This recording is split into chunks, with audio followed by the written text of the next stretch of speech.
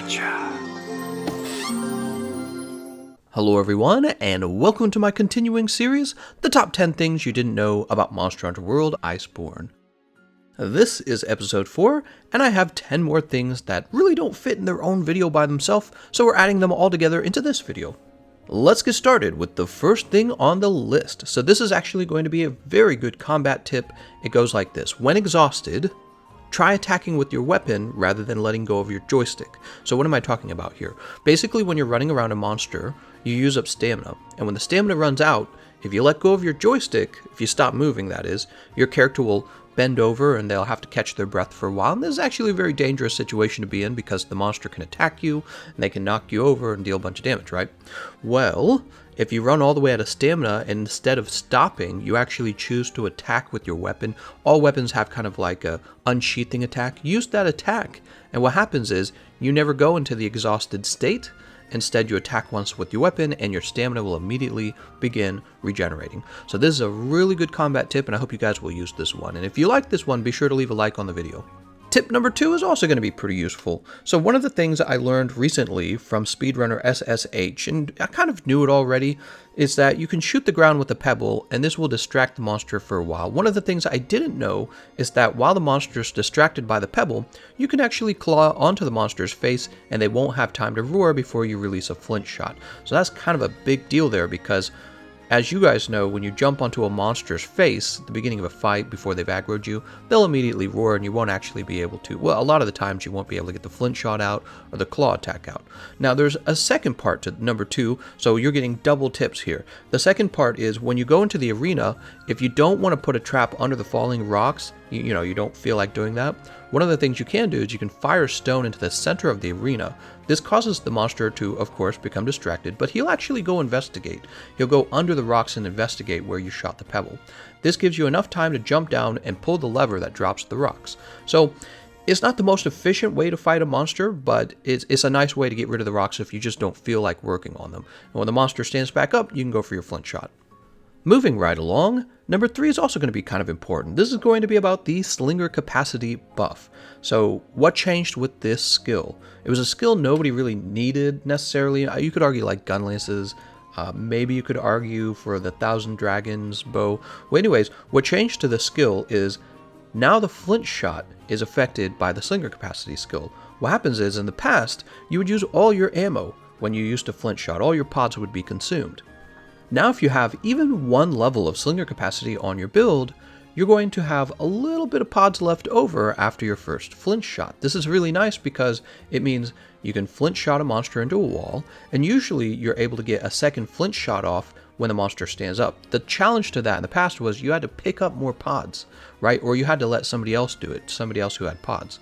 Well, now you just take one level of slinger capacity, or maybe you're just naturally having it because you're wearing Silver Rathalos armor or something like that. And when the monster stands back up, you just grab his head. You got like even one shot left in your slinger pod will allow you to shoot him into the wall one more time. So this will give you a double knockdown with the flint shot. Really powerful, especially for multiplayer. Number 4 is going to be pretty obscure. It's one of those things that I've known for a long time. I just don't know if anyone else knows about it because there's no reason to know it. So did you know when Lunastra puts her flame AoEs all over the place, you can actually shoot it with water ammo with your bowgun and it'll actually extinguish the flames. There's no reason to do this. It's not really that useful. I mean, she just puts them down over and over and over again. So, either way, you're going to be stuck with it. But yeah, you can do this and it's just a useless piece of information. Enjoy. For number 5, most of you are aware that we have the new weapon poses and they look terrific. But did you know that you can actually organize your poses? You've got like different types of poses, right? Cutesy, weapon pose, powerful pose. You can actually organize this for some reason. I don't really know if that's useful. This might also be kind of a useless piece of information, but yeah, you can actually organize your poses. It's really simple. Number 6 is going to be really useful when you have to fight a tough monster and maybe you have restricted lives. So one of the things we wanted to test, and we did test, is that you can stack Feline Safeguard and Feline Insurance together. So Feline Insurance is the daily skill, which is one of those random 3 skills you could have every time you go to eat a meal, whereas Feline Safeguard you can actually build for at the canteen and eat it consistently, especially if you just use a voucher, right? They both give you 1 extra life in the fight. So if you have a monster who has he allows 1 cart and the match is over, you'll want to eat both Feline Safeguard and feline insurance to make sure that you have as much survivability as possible, because usually the monsters that only have one life also give out really good rewards. So, if you eat properly, the risk isn't there as much. Of course, this is also really useful against difficult monsters like Extreme Behemoth and whatever difficult monsters we might see in the future. So it's important for you to understand how to eat for both of these. Number 7. Climbing vines and climbing the sides of wall is an activity you do a lot in Monster Hunter World. And there's some strange properties, like for example, we've talked before about how the insect glaive can actually jump up and hold onto the side of a climbable wall. Well, here's another weird thing. Did you know you can actually attack with your hunter's knife from the wall? I have no idea what the point of this is. There's no way it does. I haven't even tested to see if it does any decent damage, but it's the same knife you use when you're stabbing a monster while mounted, and that does like 1. So I'm guessing it does just about nothing. But yeah, you can actually attack with your knife while climbing up the side of a wall. There's no reason to do this, which is so funny because they must have taken time to animate this and add it to the game, but you're just never going to use it, and this is another one of those things where it's a useless piece of information. Number 8, most of you probably know this one, but it's actually pretty important or useful to know, so I just want to make sure that maybe newer players or players that just didn't know about it get to hear it. So you have Zinogre, and you have the new Stygian Zinogre. We like to jokingly call him Stinky Zinogre. And one of the materials you need to farm from these monsters are the bugs that you get, right?